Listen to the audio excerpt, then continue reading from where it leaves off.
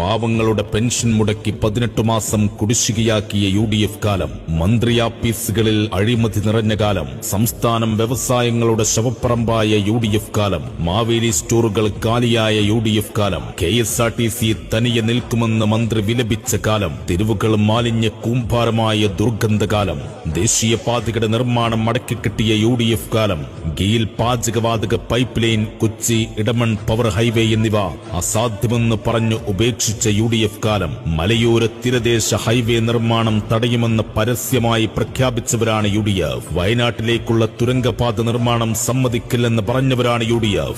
Life mission ഉൾപ്പെടെ 4 മിഷനുകളും പിരിച്ചുവിടുമെന്ന് പ്രഖ്യാപിച്ചവരാണ് UDF. കുഞ്ഞുങ്ങൾക്ക് പഠിക്കാൻ പാഠപുസ്തകങ്ങൾ ഇല്ലാതിരുന്ന കാലം, വിദ്യാർത്ഥികൾ ഫോട്ടോസ്റ്റാറ്റ് എടുത്ത് പഠനം നടത്തിയ കാലം, ഓണം നേരത്തെ എത്തിപ്പോയെന്ന വിചിത്രവാദം നടത്തിയ വിദ്യാഭ്യാസ മന്ത്രിയുടെ കാലം, പവർക്കട്ടും ലോഡ് ഷെഡിങ്ങും നിത്യസംഭവമായി